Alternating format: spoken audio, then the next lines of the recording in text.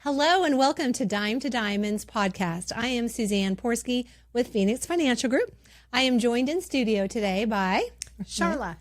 Sharla. She is with Phoenix Financial Group. Such a wonderful, awesome addition. We today are going to talk to you about a blog post. I'm going to encourage you to go to phx.financial. There is so much good information there. And we were talking this morning in the office about one of them in particular. Because of graduation being here, not just high school, but college, and my clients have been talking about it lately, the bank of mom and dad is closing. I have clients that have said, now that we don't have them on the payroll, what are we going to do with this extra money? And sometimes that's $20,000, $30,000, $40,000 a year per child. My goodness. I know. And so the blog that we put up was really talking about, it's very common, and statistically, we see the numbers, and I think you were saying you were really shocked. That really surprised me. That, let's see, our numbers are, according to 2025, half of all parents with adult children now provide regular financial assistance to their grown offspring, and that was up from 45%. That, I know my parents helped me. And I'm not passing any kind of judgment, but yeah, I saw some of that and thought, groceries.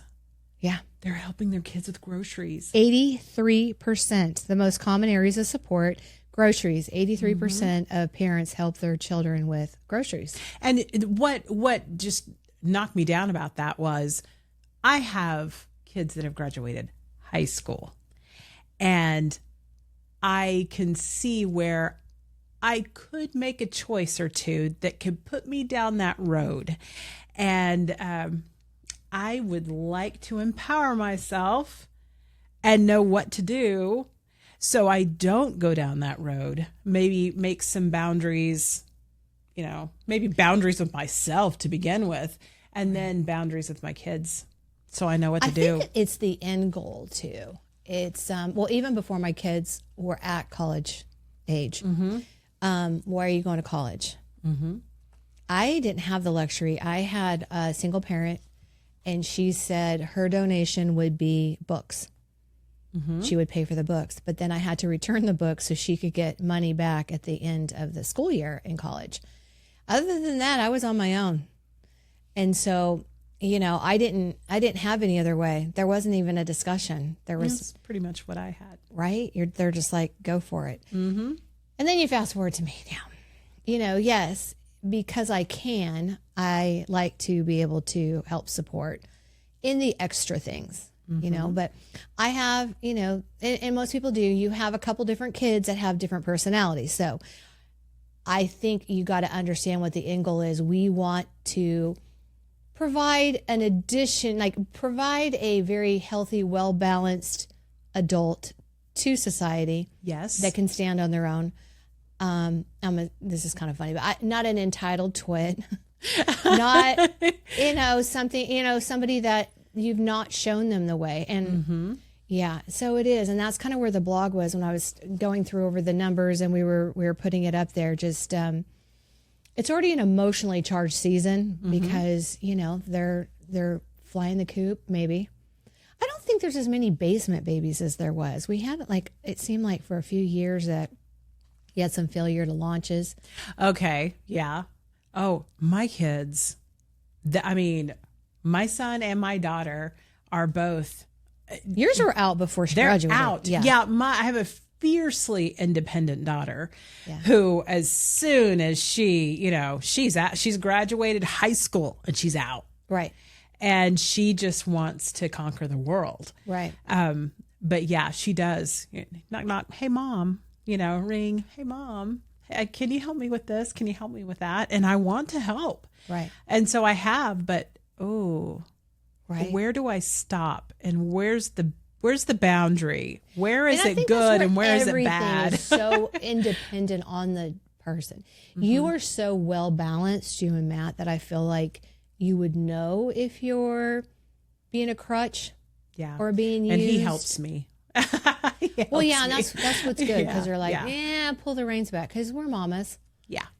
And we put ourselves in their spots, And, but, some of the stuff that's in the blog that we talk about is that the different perspectives with different children, same household, but different children. One of them is more responsible and you don't mind helping out. And the other one's, feet kicked up, waiting for the handout and complaining that you're giving too much to the one that's responsible. So, yeah, it's just, it's working through that. Some of the other statistics were 42% of supporting parents report financial stress, and 35% report emotional stress related to the support that they do provide.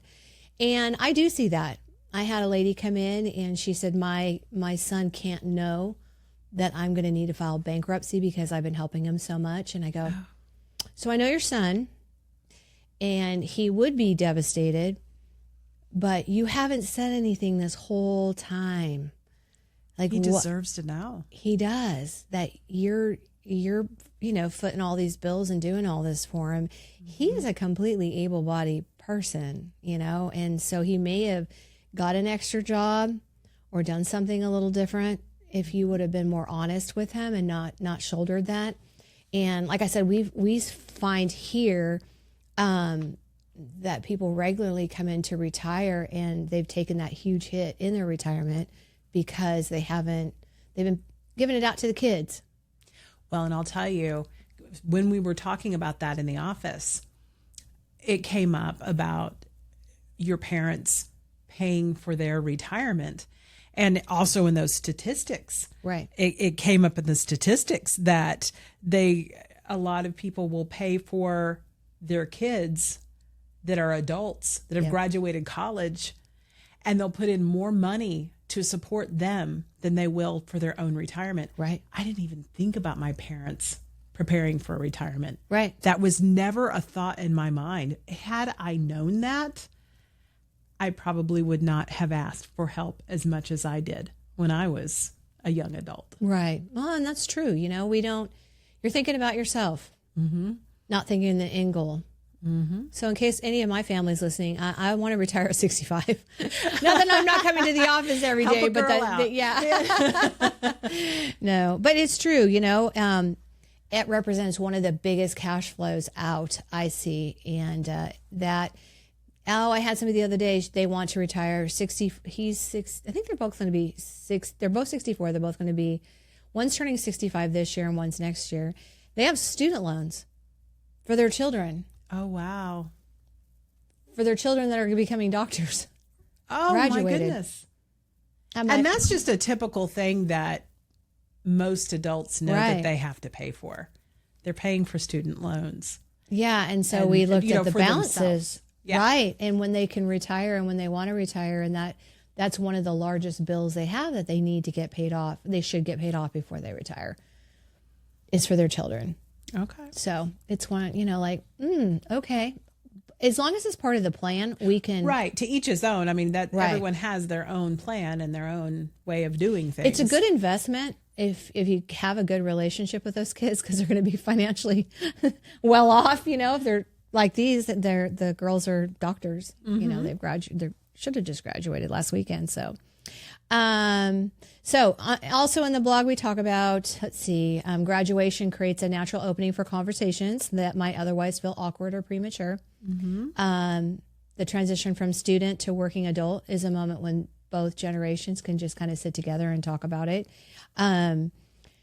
There's so much. I wish we had a program, and maybe we should implement in the office, when they've got their graduating students, whether it's high school or college, and maybe both, come in and let us give you, Finance 101. I think that's good. That's what I was going to ask. I mean, have you ever done like an intervention type situation? Oh, heavens, yes. Especially when the kids are like, hey, can you talk to my parents and see if they can pay off, this. One of them has a very sizable student loan in her name. And I said, you're my parents' financial advisor. Can you talk to them about taking this? It would really help me. And I go, yeah, so no, I'm not going to do that. I did have that conversation with the parents to say, hey, this is what is being put on the table. But this is where you're at now. This is where you want to be. We don't want you to run out of money.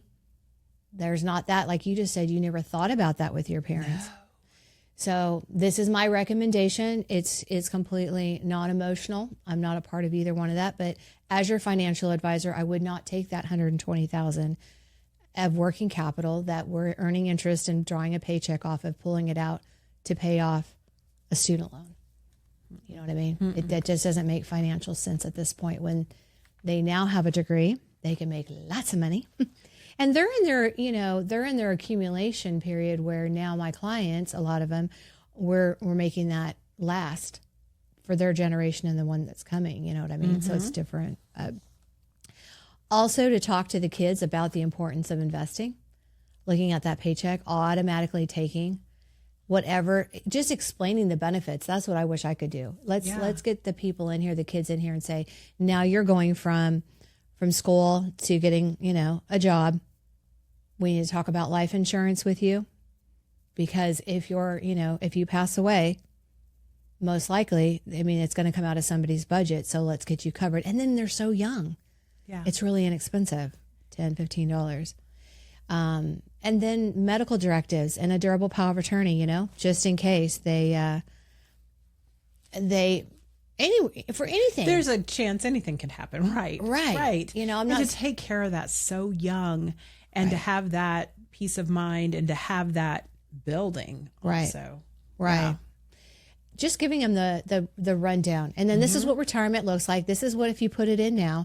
I do have some parents that have had me talk to their kids, and then they come back 5, 6, 7 years later and go, thank you so much, because they've got $130,000 in there, or they got, I talked to somebody yesterday. I have nothing to do with all the awesome work him and his wife have done with their 2 boys, but he was saying yesterday how well his kids are done because he's coached them.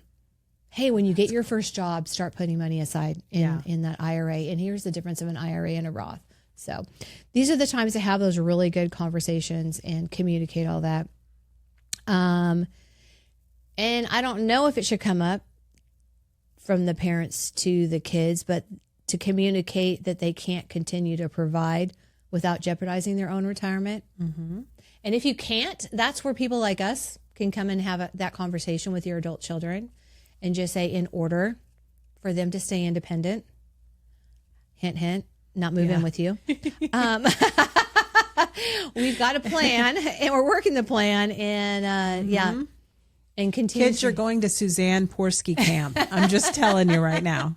And just having those, and we've done. I've had those conversations even with the adults that want to communicate with each other. That maybe you've got a grown adult, say somebody that's in their 50s or 60s, that want to talk to their adult parents and say, hey, can you just mention to them that they need to get their act together? They're 80 or 90 years old, and I don't want to be in probate. I don't want to go through probate. Can you talk to my adult parents? And absolutely, we can have those weird conversations because we don't have any emotional attachment. That's right. We're not like, pass the meatloaf, by the way, can we talk about a trust? So. Well, I have a question for you. Yeah. If you have a million situations where people have asked for your help, they haven't done as well, or do you have people that have handled it really well that you're impressed by, that you would recommend, hey, you should do it this way? Every situation is so different. Mm-hmm. What impresses me the most is when you can have a conversation. I can have a conversation. We put a plan together, whatever that plan looks like. Because I'm telling you, Sharla, it's like looking at snowflakes. Mm-hmm. They're all different. Mm-hmm. Everybody, their time horizon's different. Their health is different. But you get a plan, the best laid plans that you can, because we don't know what the future holds. And then they work the plan. And then life does happen because life lives. Mm-hmm. And they just ride right through it. And you're like, thank you for trusting me that I've been doing this long enough that I can get you where you need to go. Yes, I do have more of those clients than not. We've vetted that early on. Because if I see in the early stages that they're not sticking to any plan, and things alter and things change, But if they're systematically just self-sabotaging, they're not the right client for me. Okay. I'm thinking of like when I went to the gym and I've hired somebody to be my trainer, and then I continue to eat really bad and maybe not show up for training and stuff. They have every right to say this isn't working because I'm wasting their time. Mm-hmm. And I'm really deceiving myself that the results are going to be anything different because I'm not sticking to what my original plan was. Yeah. So, and maybe it really, you don't have it set as a goal as deeply it's a as wish, you need it. And yeah. I can work with wishes for a little while till there's implementation, but no. And I've had those tough conversations more than I wanted to in the last, I'd say, couple of months. Is things have to change because you're burning through this money. Mm-hmm. So our plan, I had one gentleman, I just said, you're going to need to sit on your hands probably till November with coming up with projects and places to spend money. You've nailed that. You got that down perfect. Now we're going to try to figure out something else to do with your time. Let's master something else. Yeah. Yes, absolutely. Retirement contributions. Mm-hmm. That's where I'll usually, when I just had a family that said, we have lower on our payroll at this point. The kids are graduating. What do we do with all this? What's the best possible way? And it's like, well, let's go back to basics. Let's look at your retirement plans. Are you max funding those? And then there's those catch-up contributions that you can do. Yes, I saw that. Mm-hmm. And then with the Secure 2.0, they got even more. So they're able to do a super catch-up, an additional $11,250. So you have the regular $24,500 that you can put into your retirement contribution plan, and then 50 and older, an additional $8,000 because of the catch-up, and then you got the super duper catch-up, $11,250, bringing that total to $35,750 per person. Hey, right? Mm-hmm. So let's do that, and then. For you that are listening and watching, Roth contributions don't have income limitations if you're doing it through a 401k. So that's where I'll normally say, do you want to talk to your HR or do you want to connect the two of us so we can talk shop and I can figure out the best possible places for you to put your money? Because if you can put it in a Roth, you're already paying the taxes on it, and so we're balancing out that qualified, non-qualified bucket. So there's just not so top heavy with qualified because you have RMDs at 73 or 75, depending on your age, which required minimum distribution. So if you have a big pot of qualified money that's never before been taxed, that's where they are required by law to take what the government says out of there. So right now you divide your balance by 27.4. So if like $500,000, you do that, you've got $18,000 that you have to take out. So if you've got $1 million, you can do the math. Well, you're having to take that at age 75. And like I've taught before, that's where your Medicare goes up. Your Medicare from $200 a month, it goes up because of IRMA, the income excise tax that's on there. So the government's not dumb. They put RMDs in there, required minimum distributions. And then they go, oh, now you've taken too much out because we've made you take it out. Now we're going to bump your Medicare. So that's where we try to balance that qualified, non-qualified buckets out. Okay. So if you're doing a Roth, you're on that, it's already been taxed. So it's not in that qualified, never before been taxed bucket. So that's where it's nice to talk to these people and say, okay, you've had a boost in income because you don't have that. And there's some parents that are like, woohoo, we're going on vacation. I'm like, get it all out. We have extra money now. Yeah. Revamp, redo, whatever, pull the carpet out of those rooms, whatever you need to do. And also, along the lines of all this, let's update the estate plan for the parents. Let's get one for the kids, the durable power of attorney and medical directives, and then let's update the plans for the parents to say, now what? Did they meet somebody? Did they meet the love of their life? Are they going to get married? Now, you know what I mean? Yeah. Now that it's just kind of like, I don't know. It's like when we change the time on the clocks, check your batteries. Mm-hmm. That's where this is one of those checkup points. Okay, we've had some life transitions. What are those called at work when you can make plans to changes to your plans? A life change. I don't qualified. Well, think about it. a qualified life change or a life.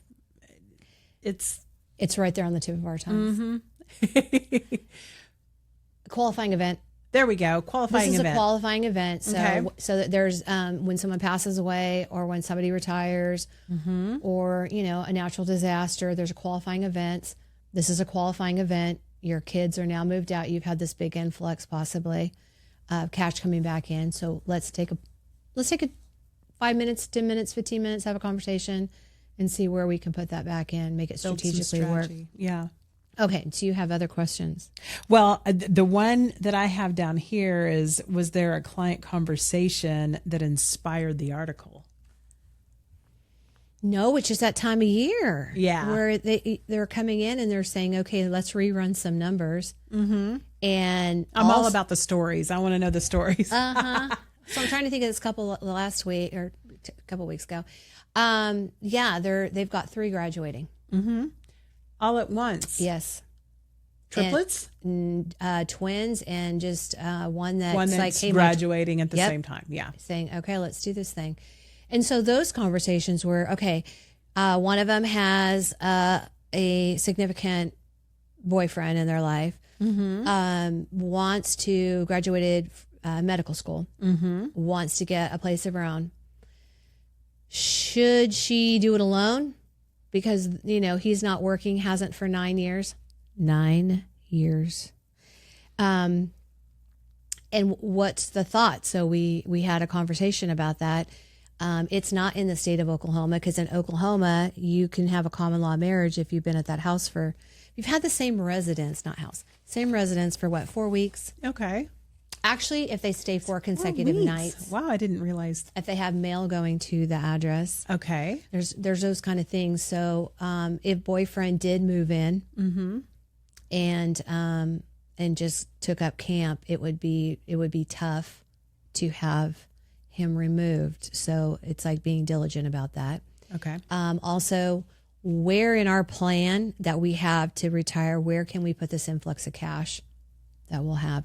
And then, what are the boundaries that we should put up now? Like, we've been doing the car insurance, the cell phone. I'm like, don't just cut it off.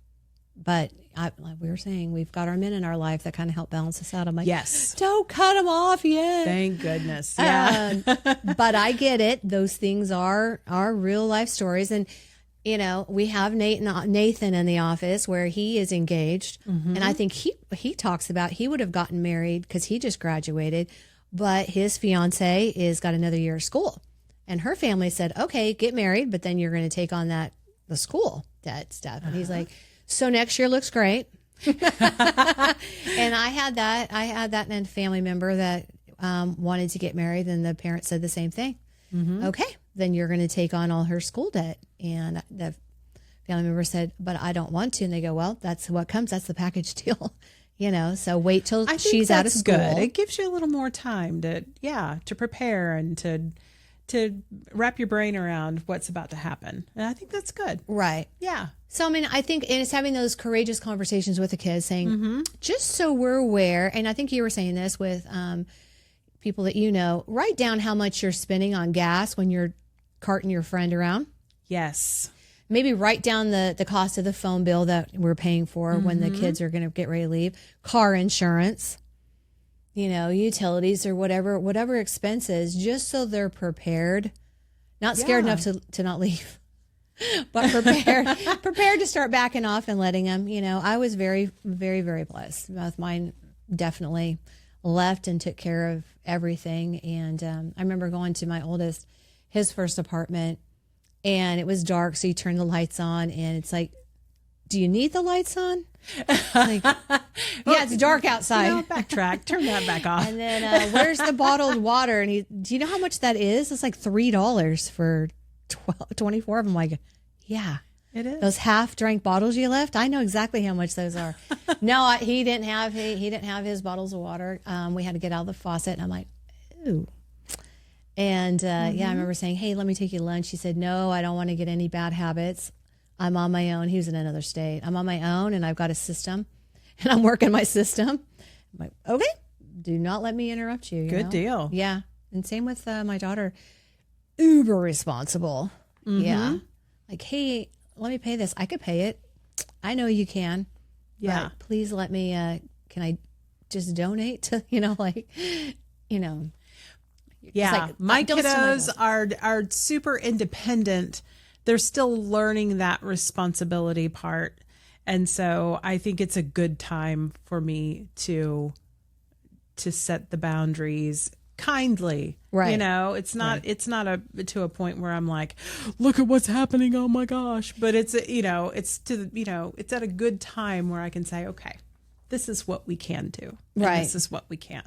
Right. And then health insurance, that's we never really talked about. I think they need to have the reality check. Hey, this is what is being taken and paid for. They have until the age of 26, I think, to age out, but getting them planned and prepared for that. And then looking at it and educating them with wherever they're going to work. This is the plan. This is what they have in place. Yes. That is a very smart, I don't know. I think a very smart conversation. Telling them and teaching them about the importance of building an emergency fund. So, if you're listening or watching and you hear any of this and you would like us to talk to your graduates, please set an appointment. Kind of call us and tee us up on what you want and how you want the conversation to go. Wink, wink, because then we can do it that way. If they just come in, it might be a little bit more odd, but yeah, especially when parents have come in and done their estate planning. It's like, hey, I would love to meet your kids. I'd like them to have a name and a face in case something happens, in case you're in an accident and they have medical directives. We put the business cards in there, but let them come and talk to us. And let me have these adult conversations. They've had adult conversations if they've been in school.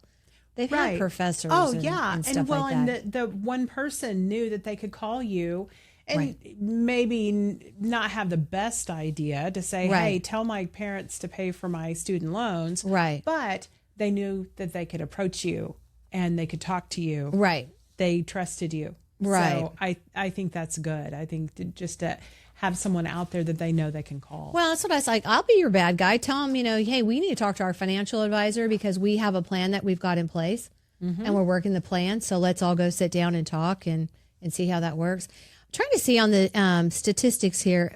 I know that people that have a financial advisor or financial professional in their life are able to, they are more financially successful at reaching their retirement goals because they do that money left over, they've got a plan. And that's the most exciting part about clients is when they ask, I say clients, people that come in, they ask, I want to retire at this age. What's important? We can go through and have all those conversations. Okay. House mortgage is at 2.75. Let's leave that alone. The student loans, 8.75, got to knock that thing out. Credit cards, let's knock those out and let's get it in place. It's amazing because once you have it and that extra money comes in, you know exactly where it's going. Right. And that's I want to say that figure was 90%. It was a high figure of the people that had a financial planner helping them with their goals. I thought that was you're awesome. right. Let's see. Yeah, you guys, somebody read the blog again for us and just talk to us about, the statistics are there. Let's see. Additionally, 78% said their financial professional helped guide decisions related to their adult children. Okay. And so 96% of parents who work with a financial professional feel confident that they can pursue their top 3 financial goals. 96. That's big. So that's where we implore you. Give us a call, stop by, set an appointment somehow, some way. We'd love to talk to you. You'll see both of us. Sharla is in the office every day along with us, and Nathan and Amy, and we would love to have these conversations. Read the blog. It really is. It's a quick read, don't you think? Oh, try not yeah. to be too wordy. It's a quick read, and it really, there will be things that stand out to you in your personal situation. You'll be surprised. Yeah. Well, thank you again so much for joining us today on Dime to Diamonds podcast.